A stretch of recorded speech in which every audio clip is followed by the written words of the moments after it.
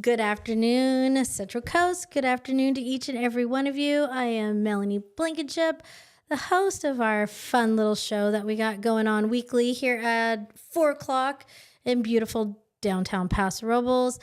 Well, I'm sitting here all alone today because, Josh was going to be here, but forgot that his children had spring break. And so they are doing family time, which I respect and understand. Hopefully he'll be back next week so we can continue the conversation that him and I started about home. It was actually, it's kind of what I would title last week's show, because in what do we define as home?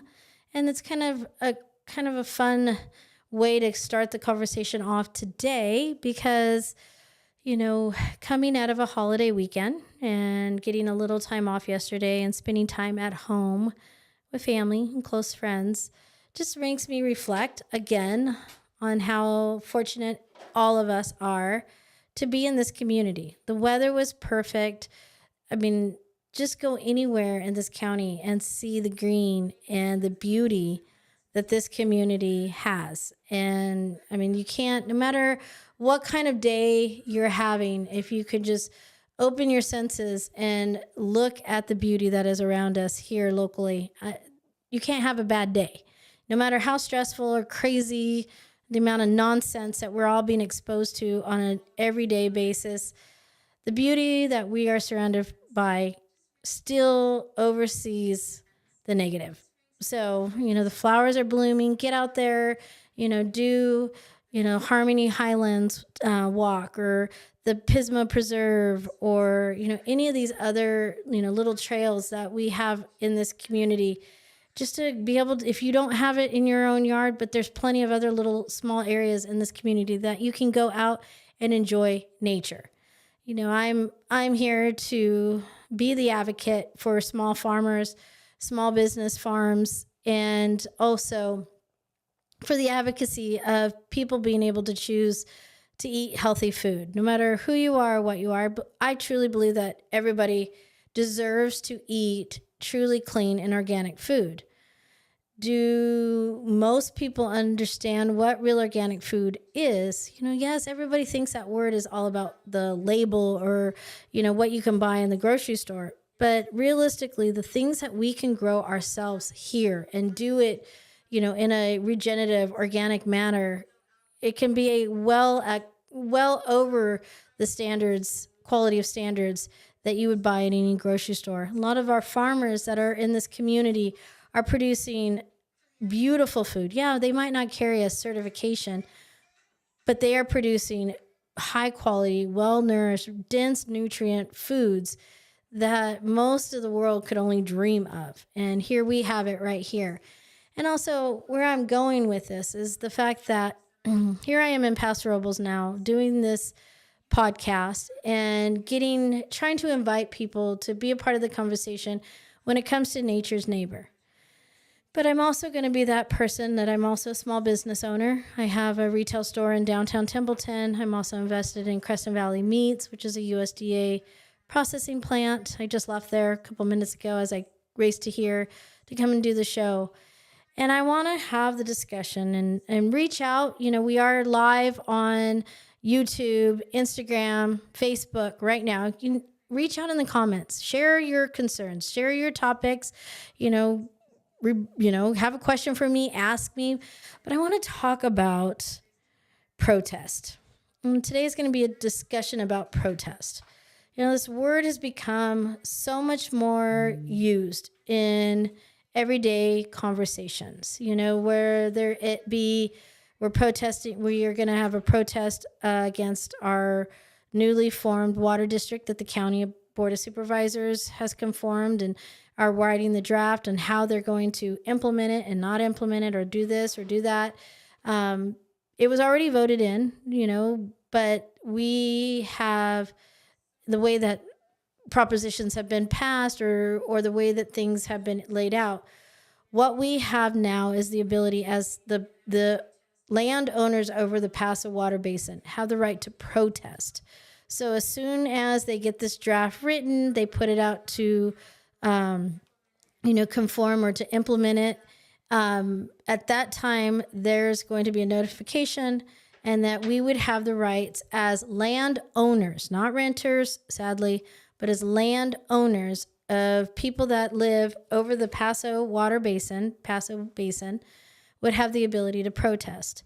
So obviously, if there is a discussion of de minimis users, I really would like a clearer defined definition of what de minimis users are. And I've asked this numerous times of the water board I sit on and not been able to get a clear answer. And have a good public outreach discussion about this. There's questions about, land use laws, water right laws, and all of those things that come into, all our poor neighbors that, they're the ones that have been footing their bill for their well. Does this, new water district, realistically is what it is, are they going to maintain and manage it? Okay, so there's that whole concept of so many questions. Yes, things are, here's one person says this, another person says that, it's getting drafted. So I guess we're going to, hear about it more. But I'm just begging the community of Paso Robles to really pay attention, go to people that are experiencing this. This doesn't need to be, one side versus the other. It needs to be factual. It needs to be history of where it's come from, what's passed, why it passed that way, what did it need to be, and here we are today. How do we address this one? And, an educated decision needs to happen. It's not, yes, it is. Water is emotional, right? I can't imagine these people, getting a property tax bill that now has a water tax bill on it. I don't know how anybody can plan or feature, be able to afford that kind of stuff. But, we need to be better about paying attention as a community, giving facts instead of emotions. We need to be able to give knowledgeable answers and not one that is based upon your job or your political affiliation. It needs to be factual. And I say that, are you out here educating because you want to protect your job? Well, that's kind of a gray area there, right? Because your job is your job, and I get it. If things don't pass or funding doesn't happen, your job is not going to be there. But to give inaccurate information because of your job, well, I consider that incompetency. And then maybe you shouldn't be in your job. But at the same time, again, we need to be able to get the information out and be punctual, factual, and precise, and not emotional, judgmental, and aggressive, and really just put it out there accurately. So I'm inviting people to ask questions. I would be happy to share my knowledge on it, my experience with it. I've had a little bit of experience with it. I was on ALAB, Agriculture Liaison Board for the County Board of Supervisors, appointed under Supervisor Frank Meacham, when the Willow Creek project, when a company clear-cutted 360 acres of oak woodlands in the name of farming. So, I have a little bit of experience in this, and that was in 2008, also the same time when Governor Brown and that office declared Brown Act, also when they created the Sustainable Integrated Groundwater Management, SIGMA is the acronym for that. So I have a little bit of research, a little bit of knowledge, and a lot of bit of experience in this. So I'd be happy to share my experience, my knowledge on it. Also, if I don't have the accurate information, I have people, I have resources, I have websites, I have contacts that I could also share, and you can get it directly from the source instead of just hearing it from me. Also, let's continue this conversation about protest. I'm sitting here talking to you as an advocate of small farmers and small businesses. I think a lot of us forget in this community that a farmer's market is a small business. Farmers markets are usually an association, a nonprofit board that runs it. The Paso Robles Farmers Market is a little different. It's, managed by a individual, an entity. Different ways of approaching how the Paso Robles Farmers Market on Saturday is ran versus the North County Farmers Market Association. Okay, so to understand each organization, different, the way that they, some have to pay a certain fee for that, some, but they all have to pay the state of California to be an association and to have a booth at the farmers market. There's also the South County Farmers Market, completely different organization too. So there's a different types of organizations that run farmers markets, okay? But at the same time, within those farmers markets are individual businesses. And every business inside that farmers market is a small business. It is a business that pays permits, pays fees, pays insurance, pays employment, and everything that goes on with that. There's some of them that are small enough they don't have to have, a big permit like maybe I do because I'm a retail business. But I mean, I'm small enough that, there's a lot of exemptions I have being a small business in some permits, not a lot. Never an exemption in insurance or workman's comp or employment or any of those kind of things. Okay. So also understand, I chose, I used to sell at farmers market for 7 years for myself and several other farmers markets, all the way from the Ferry Plaza Farmers Market in San Francisco to the Santa Monica Farmers Market and many markets in between. I slept on Sundays and I did markets, for my own small business. Also those, like I said, I worked for other farmers and helped them and their small business sell products. So I got a lot of experience in farmers markets. I chose many, many moons ago to be able to invest in a brick and mortar. I wanted to stay put instead of me farming and having to travel and go here, there, and everywhere to sell my goods. I wanted to have a retail store where I could sell my goods and be able to promote and sell other people's goods. So with that, I was able to, at the time, many years ago, rent wasn't as like it is now. And infrastructure and permits and fees weren't like they are now. But I was able to start a small business. And grateful I still have it going and it's still profitable and it's still doing the full intent of, growing locally, organically grown California goods, producing the same and being able to retail sell them out of my little store in Templeton. But, I did farmers markets for several years. And again, the only reason beyond the fact that understanding when you're a part of an association, if one person does something wrong, you're part of the whole association, liability could be a little bit crazy and when it comes to insurance. So I chose that I wanted to be my own liability and I went and did a retail store. But at the same time, I understand the importance, the extreme importance of a farmer's market. And so with that, I am saying to all the people that want to protest on Saturday mornings, can you please pick another location? Because you're hurting our small businesses. You're hurting our farmers markets. I am super sad that I heard that our county board of supervisor was there. I'm not going to say his name, but it was there a couple weeks ago in protesting and was in the way of business for our local farmers markets.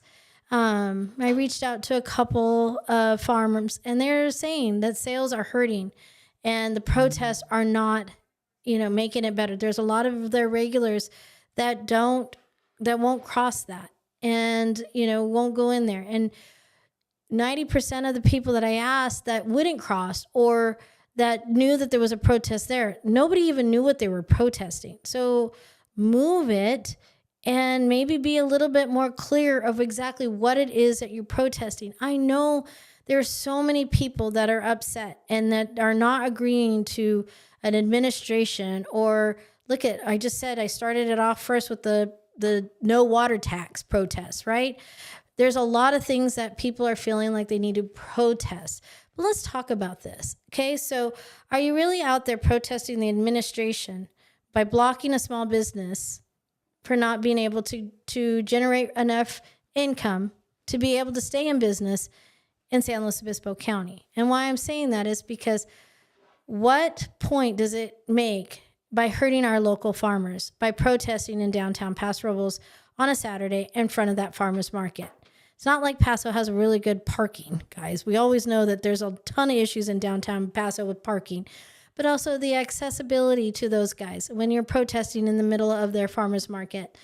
Like And I'm saying this completely out of love and respect for anybody that wants to stand up for their rights to choose or their right to be outspoken. Obviously, look what I'm doing right now.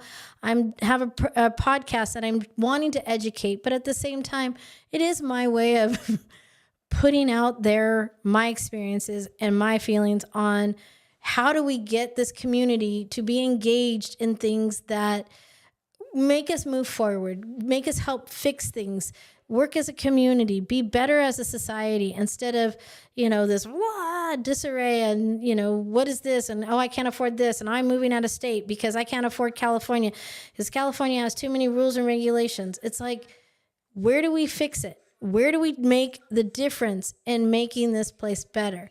And yes, I am not sitting here saying I have all the answers. I'm just asking politely to whoever's listening, can you please not protest in front of the Paso Robles Farmers Market and really understand that the impact of whatever you're trying to protest, because I couldn't get a straight answer to anybody that was there seeing. I'm like, what are they protesting? Like, what can we do to contact somebody to ask them to move, or, what do we need to do as a society to listen to them, let them be heard, and move forward in fixing what they're asking is not right.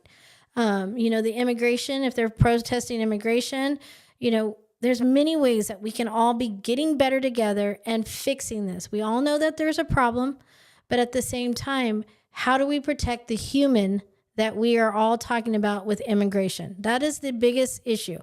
Yes, I agree. There's something not right in the system when you have, administration after administration saying we have an immigration problem, but we don't have a clear immigration system.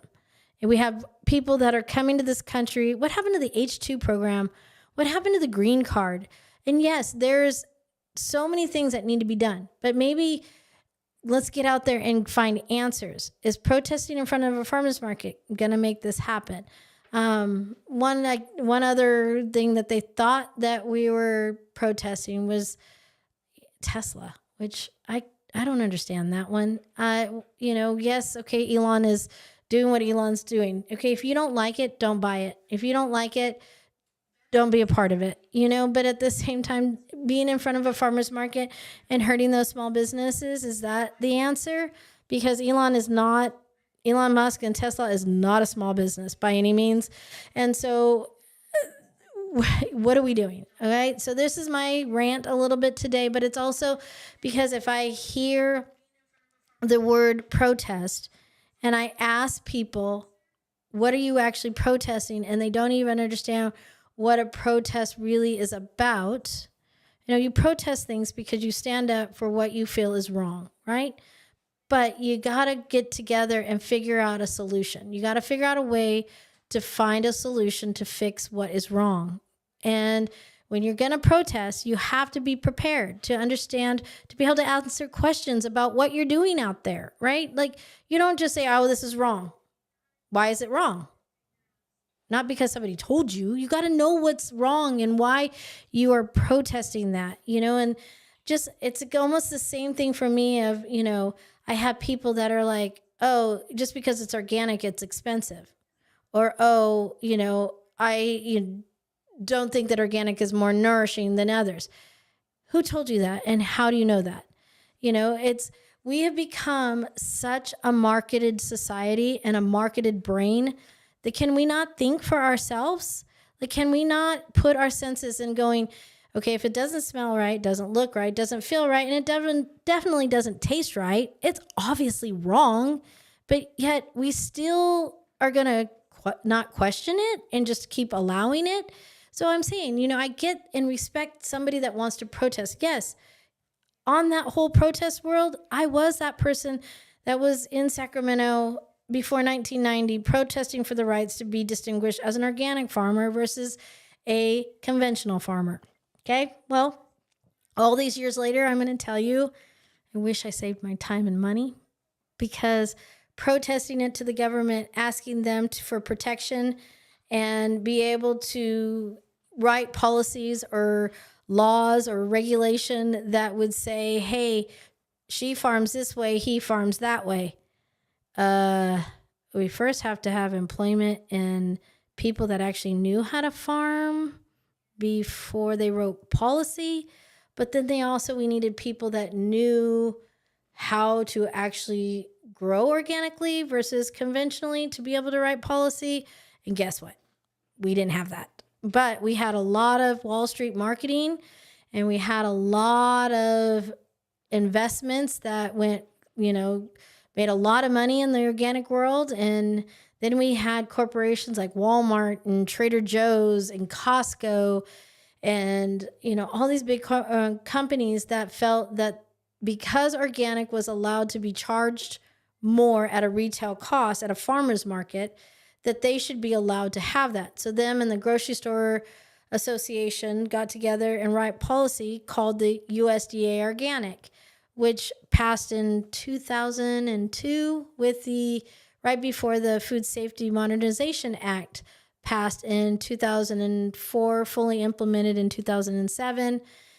And now our USDA Organic is a claim. You have to claim if you're USDA Organic or not. So what am I saying? It's like, understand the protest. I'm saying, yes, I get that you're protesting. I respect it. And I want to hear, and I want to guide, and I want to, be a part of something that I can physically, mentally be a part of and or share knowledge and experience in it. But at the same time, we need to conform. We need to figure out what direction we're really taking instead of, circling it around in a tornado. We need to just be a light breeze, right? And just flow through things and figure things out and have a better sense of direction when it comes to the word protest. And again, this is my little bit of a rant, but at the same time, it's also a big, please leave the Paso Robles Farmers Market alone and the Templeton Farmers Market and any farmers market that's there. Please just go there to support, put your money there. And, nature's touch. I'm a private business, but I have a lot of other small businesses that are making money within my system. And so I want your support. I want your love and understanding of what it is. But at the same time, hearing the farmers that were affected on Saturday because of this protest, they can't afford this, you guys. There's so much going on, not only with weather, land use, water, fees, taxes, insurance, employment. Where is our employment, by the way? And they can't afford to have a Saturday disrupted from not even an organized protest to be able to not even allow their regular customers to get there, but beyond the other customers that are walking through and seeing all those wonderful farmed, really good, wholesome products that are there. So let that be. I'm going to just, respond to me, share your concerns, comments. I'm here to listen also. I'm also ready to defend. I'm also ready to be able to, if there's something that we need to do better to protect the farmers markets, then let's do it. Okay. This is also who I am. Yes, I own a retail store that is, in a sense, some people claim it as competitive. I don't look at farmers market as a competition. If there's something better, then I have to do something better. I just got to step up to the plate and honor that competition. That's how I look at competition. I am my own worst competitor. But at the same time, I admire anybody that is going to work really hard at something that they produced and want to stand behind it and sell it directly to consumer. I dare most people to try to do that because most people can't. If they heard what most of us farmers, vendors have to hear and put up with, I don't think most people have the skin or the stomach to handle it. But at the same time, I'm going to be honest with you. I wouldn't be here if I didn't have the love and support of customers who have been so incredibly loyal to me. And no, they get what I'm honest. I'm transparent. I have nothing to hide. Obviously, look at me. I'm doing this show. So this is what I'm saying. I'm fortunate because I've had that loyalty. I've had those people that would cross the picket lines for me. And I'm super grateful. But at the same time, at a farmer's market and an open air system, it's pretty sad. And I'm really bothered by it. And I just hope that my words get out to people and understanding, please Stop hurting small business. Let's step up and protect small businesses because we don't have that many left. And every day I'm hearing of another one that's closing. And people don't realize the specialty and the customer service and the things that you will never get back or be able to just click it and order it. I get it. I understand it. I do it too. I click and order things at times. But at the same time, my priority is my locals. If I can get it locally, I'm going to do it here. And, if I can't, then I step back for a second and go, do I really need it? Really? Do I need it? If it's one of those things, I'm like, I'm going to buy it, then that's when I click it. But it's not going to be before I try to figure out how to support it locally.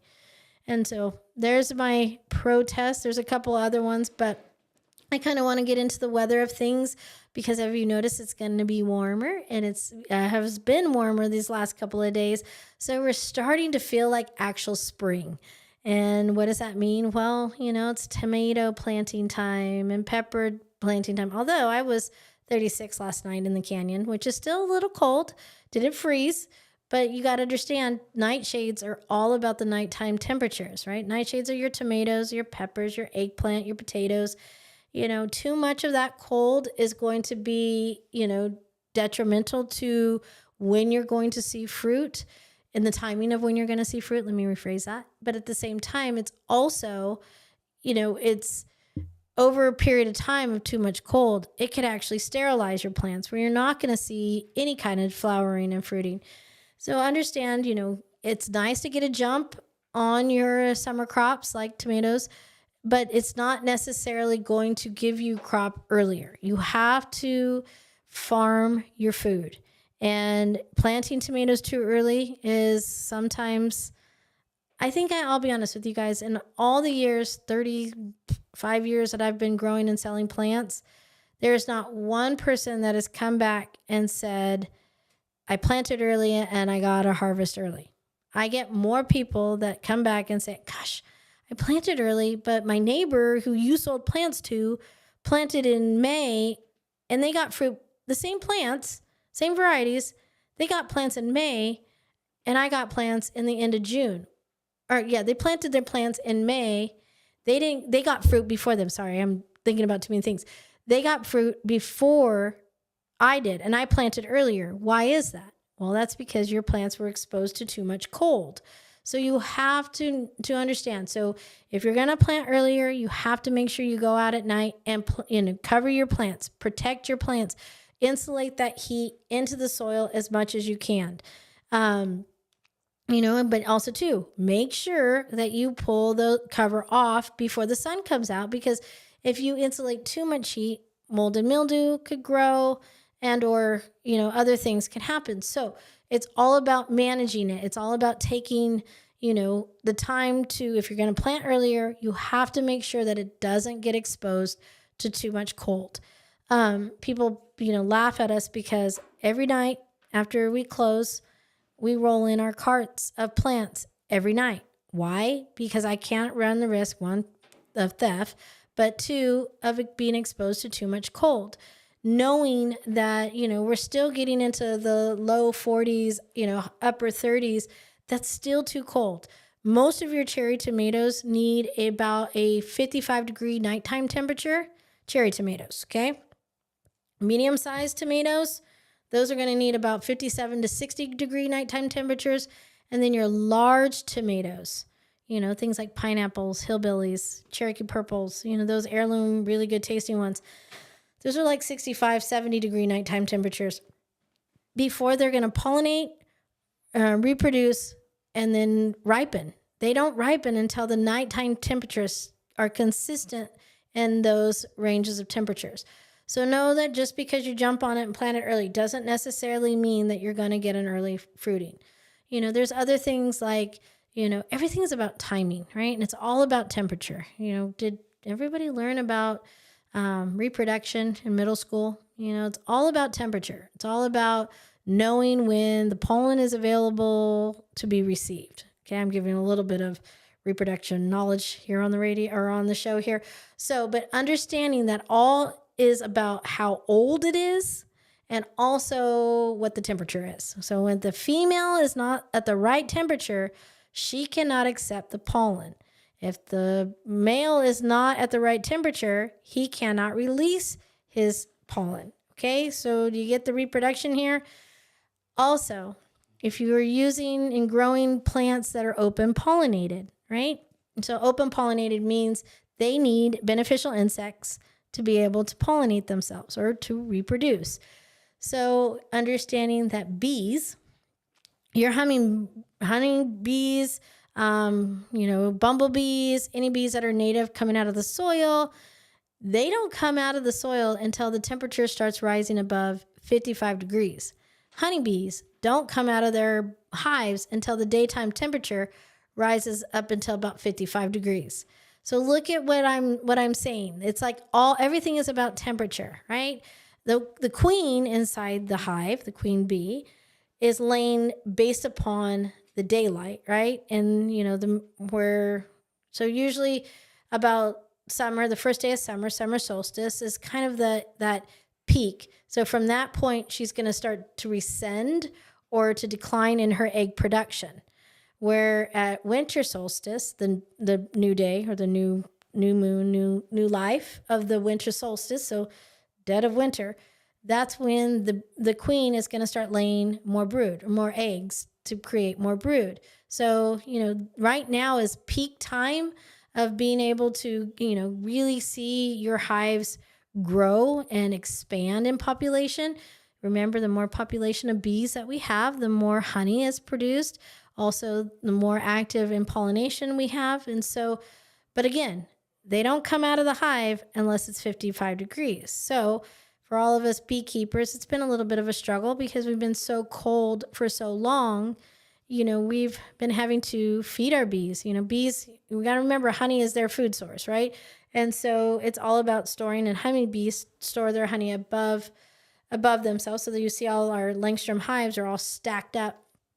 Well, that's because, that's the honey production and or production that we're using to feed it back to the bees, right? Well, this year we've really had to, supplemental feed because it's been so cold so long, and they've been staying in the hive, and we don't want them to starve or, plug themselves off where, there's just too much brood and not enough food, and they're not going out and doing their work and doing things that, natural temperatures, natural hive does. This is also this time where you're going to start to see as the pollen and the nectar starts to flow, and, wild hives and or hives that have not been managed properly, or there's certain types of species where you're going to start to see swarms, where there's that big cluster of bees that are moving together. Usually inside that cluster is a queen bee. When they're all clustered together, okay, that's usually a swarm and they're moving. Please contact somebody that knows how to come and get it, not me. I know how to get it, but I don't have the equipment or the insurance to come and get wild hives. So please contact somebody, and I will get better about sharing on social media on who is doing that this year. But please contact so we can save that hive. But also too, hives that get stuck in old trees, side of buildings. Remember, you have to have somebody professional be able to do that. But please, let's try to save as many as we can. I understand that they are a nuisance. All of us beekeepers really work hard to prevent this from happening, but it does happen. But at the same time, this is the time of the year when my phone starts ringing off the hook for wild hives. And I respect you, and I understand it's like, I wish I could just get the vacuum, get, all the equipment, have the right insurance, have the right permits to go and capture that wild hive, but I don't. And I don't have the ability or the means to be able to do it. But I know there are people in this community that do. I got to verify before just sharing their information out there if they're okay with me sharing their information. If they're all, permits are renewed and all that kind of stuff. So I got to make sure that it's all there. But, this is that time of the year where, temperature is so crucial. We do this peak in this valley, but it's all at once, then nothing at all. And then we get hot, then we get cold. But it's incredible to think how awesome nature is to see no matter what weather comes at us, we still get the beauty and we still get the fruit. My apple trees this year, the blooms on them are unreal. They're just so beautiful. And I mean, it's because of the cold. We got enough rain. Apples like it colder. In the last couple of years, last year was a good apple year, so I didn't think that this year would be as good, but it's definitely a good year as long as pollination continues to happen well. Not too thrilled on my apricot production. When they were all blooming, we got a hard frost, and so I think I have a little bit of damage. I have fruit, but it's just not what it normally is. Plums are the same. It's kind of hit and miss. Peaches are doing pretty well. I'm starting to see a lot of peach leaf curl. For those who haven't followed me or heard of my regimens on dealing with peach leaf curl, that horrible fungus that is in the peach tree stalk and it transfers from leaf to soil or root to soil. It's in the soil. It's not necessarily in the tree. The tree shows it, but it's in the soil. Whole milk yogurt, room temperature, preferably organic. And the reason is because organic will carry the 3 bacterias in their yogurt. So whole milk yogurt, okay, room temperature. Don't eat it because it's against health code violation. But who always listens to health code? In your own private home. Business wise, we all listen to the health code when we're all in business. Just if you're my inspectors, just know I listen to you always in business, okay? But just know that room temperature, whole milk yogurt, no Greek, just regular whole milk yogurt.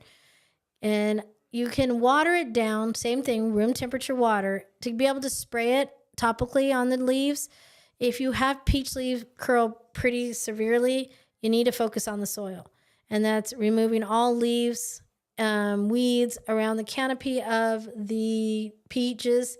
And at the same time, aerate the soil, open it up so it can breathe, get rid of that crust, and then apply the whole milk yogurt around. You can mix it up, leave it there, just let it age in that soil. You're going to have to do it a couple of times. I'm seeing a pretty severe, and the sad thing is we're not really addressing it. We've been spraying, the regimen for years was the sulfur spray during dormant season, right? Well, it's never worked because I find that every time I've used it, I'd get 1 year it didn't have it, use it again, and that next year, even using it, it still had peach leaf curl. So the whole milk yogurt is something that is definitely working the soil. And now, mind you, it's constant composting, it's constant mulching, making sure. And so there's a situation in my life that just happened that there was mulch that was used that was old commercial removal of almond trees that was on the peach tree root stock. And those were taken out, they were grinded in mulch, and they were sold as tree mulch. And land was used to put that over the whole entire property. So yes, I guess if they're not going to plant peaches and nectarines, and or anything else that would be affected by that fungus that we really don't know yet if it's going to affect any natives, we don't know. So, they use that mulch. So it's really important that you do know the source of the mulch that you're using, and really make sure it's clean and make sure, and when all else fails, I even make my own mulch, guys, and I still, even though it's my own, I still let it age. I let it kind of, pile up in a clean area that's going to age. It's going to get hot. It's going to get wet. It's going to go through an aging process before I just apply it on there. So if you bring mulch onto your property, let it age. Let it sit for a little while, see what it grows, see what it does, and kind of manage it with temperature and water just before you go out and just apply it. If you're not making your own compost and you don't understand what maybe might be in that soil, how about just let it hang out and get familiar with it for a while before you use it directly into the soil, especially the soil that you want to grow food out of. People don't realize that biosolids are used heavily now in amendments and potting soils. And once you Google what biosolids are, just go to Google, biosolids, you will recognize what I'm saying. I don't want to grow my food in that at all. So I'm very avid about not bringing in product from unknown sources. So, just the nose knows, the senses. Remember, I talk about this a lot. Nose knows. So if you can smell it, if it tastes bad, if it looks bad, if it feels bad, and more than likely it's bad. Okay? Like we don't need to question our senses. Where's our instincts? Do we have instincts or did we market them all out? Like, do we not have the sense to survive anymore, and we're just going to be surviving on what's been told to me? Can we please bring our senses and our sense of being able to survive back? Okay, please, somewhere. I know we have it. We just got to be reminded, I think. So this is your reminder. Listen to yourself. If it's not what you think it is because it doesn't smell right, I hope to God you guys are not tasting compost, but whatever. Doesn't feel right, doesn't look right, it's probably not right. Okay, so, when in doubt, go without kind of thing. So let's really focus on that. Also, I do have one resource that, because it's getting to be that time as well. So aphids and whitefly, okay, 'tis the season. The soils are warming. Nitrogen is naturally rising in the soil because guess what? Nitrogen naturally rises in the soil as the temperatures start to rise. Mind you how I talked about nighttime temperatures for nightshades to be able to bloom and ripen, but it's also about the soil temperatures rising. So everything is about soil temperatures rising. Compaction is starting to set in, so we need to aerate, we need to compost, we need to mulch, but at the same time is understanding that when a plant has too much sugar, also known as being pre-stage diabetic in a medical world, right? The aphids and the whiteflies know it, and they're going to attach to it. And that's all that is. When you have aphids and whitefly, you have too much nitrogen in your soil. And instead of just going and buying something over the counter to spray them or making soapy water, because again, here's that marketing word again, is understanding there's so many other things that you could be doing instead of spraying something. So recognize the issue and address it with a natural remedy. The company that, if you've been following me, you guys have been hearing me say this for years, Rencon Vitova Insectaries. Call up Gabe, call up any of them in there, send him an email, say, Melanie says not to spray. I have aphids. Or send them a picture, something. Just tell them what you have, and they will send you a beneficial insect, whether it be an egg, a larvae, or some way to be able to apply a beneficial insect to your growing situation, and will conquer that problem. But they're going to need you to work on the soil, aeration, kicking irrigation back a little bit, applying good well-edged compost, but allowing that soil to breathe, maybe pruning up the tree a little bit, allowing things to breathe so that things start to break down. Biggest thing too is maybe not let leaves drop and break down into the soil because they break down into nitrogen material. So maybe there's just too much breakdown happening in your soil. You need to balance. Everything about nature and producing food is all about balance. So RenconVitovaInsectaries.com. Go to their website, check it out. I'll share it in social media. Also, share their links. You can find them always on any of my social media because I'm constantly sharing just things that they put out there. I mean, you want to talk about compost tea. They make amazing compost tea, but they also, for anybody that has animals or an event center or something that they don't want to have to treat for flies or a nuisance, they do fly parasites where they can send it to you directly. There's any nuisance bug that you could think of, they have a treatment for it. So right now I'm getting on the regiment for lacewing larvae to address aphids and whitefly in a greenhouse, as well as planting eggs from an Encarsia famosa, which is a beneficial wasp that eats whitefly and their eggs. I'm working on my soil. And then outside, I'm getting ready to start applying parasitic mites that attack flies. So I make compost. So I save every bit of manure, any bit of compost, kitchen scraps that the chickens don't eat or the pigs don't eat. I have that in open areas, in a secluded area, yes, but I still have to control the fly population because I'm not going to deal with it. I aerate, I constantly keep moist, not soggy, keep it moist. But at the same time, I still have flies because the temperature rises, we get flies. So by putting parasites in around my compost and or, areas like, where my dogs are or cats are, I put those parasites out and I don't have flies. And so mosquitoes, Rincon Vitova helps me deal with mosquitoes because we have ponds. We also have troughs, animal water dishes, all of that. And creeks. I just call them and say, guys, we're starting to get mosquitoes. And they're like, okay, what's the temperature? How much area do you think? And I give them an estimate, and they're always pretty accurate. Again, Rincon Vitova Insectaries, they're in Ventura, but all you have to do is just call them. They drop ship to you, and it's delivered in the mail. Has a little sticker on the box that says live animals, and you open it right away. And they have little papers and everything in there that address how to apply it, how to put it out. It's all there. But also you have me. If you have any questions or want help or want understanding or want an identification, of exactly what is the bug.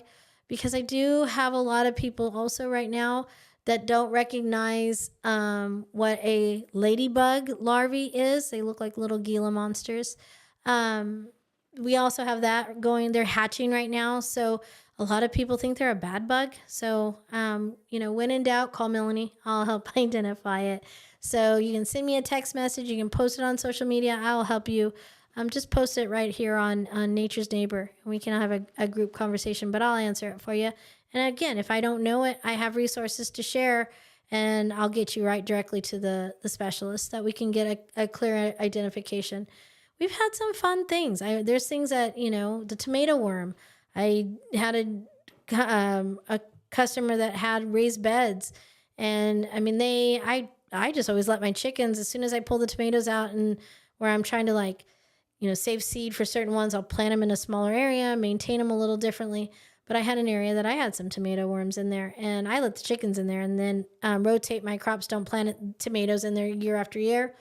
And I conquered it, but this customer needed to be able to fix that soil, and Rincon Vitova fixed it for him and gave him a whole regimen on how to deal with the soil, what to do, what to plant, what not to plant, how to plant it.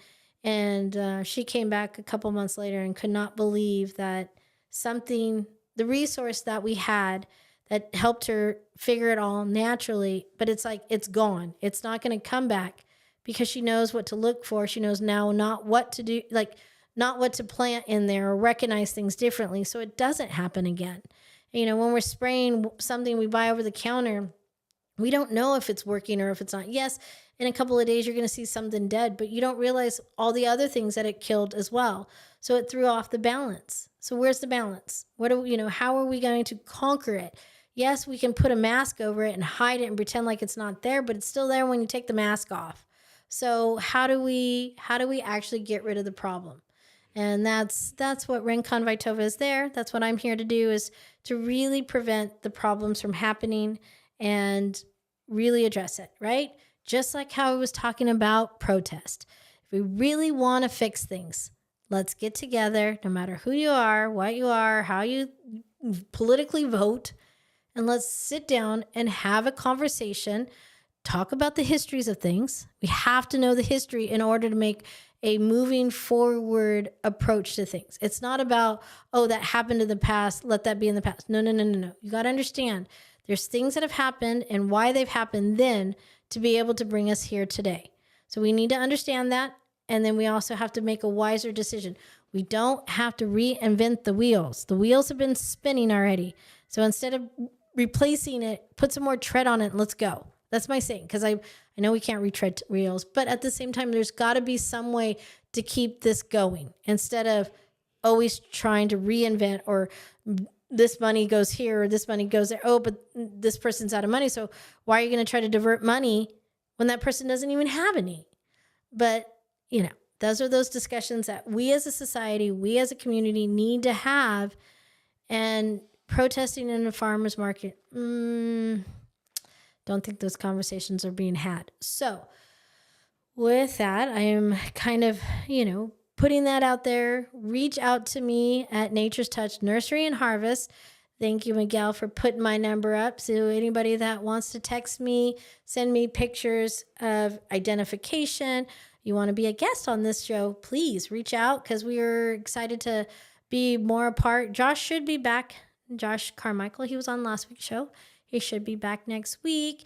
And we are, just building this, step by step, brick by brick, building this brick and mortar show that we have here. So thank you I've actually had quite a few people that have come into the show, or into the store, saying that they've been listening to the show and just are super appreciative of being able to be reminded and have the stimulation of the conversation. And it actually bringing people back into the store and stimulating people to get out and grow again. There's been I thought I was the only one, but I did take a little hiatus from a couple of things for a couple of years. Not solely stopped for the couple of years, but I did. I went through some things with the loss of my mom and kind of took a step back. But I do feel like oxygen is flowing to my brain again. But I'm realizing also too, it was a bigger cosmic thing because there's people that didn't lose their mom and were feeling this the same way that I was. So I've had, old farmers reach out again, which is kind of fun, but I'm sad because there was a farmer that I was a mentor to me, huge mentor. And I didn't even realize during that time that he had retired and moved out of state. And I'm like, okay, well, wait. You weren't supposed to move, and what do I have to do to get you back? And he's like, Melanie, I can't afford to come back to California. And I'm like, California can't afford to not have you here. And he goes, I thought that too, but he's like, I couldn't afford employment. I couldn't afford the permits and the insurance and the fuel. He goes, how does anybody afford fuel anymore there? And I'm like, well, I guess that's our protest. I'm going to protest fuel, but I don't think I'm going to get anywhere because literally I won't be able to get anywhere if I don't have fuel. So anyways, on that note, thank you so much for your continued love, listening, and support. We really appreciate it. I'll be back next Monday with a new topic and probably a new rant because it seems like I have quite a few. But I enjoy the love and support that you guys all share. So be a part, reach out when you can, and I will be back next week. Take care.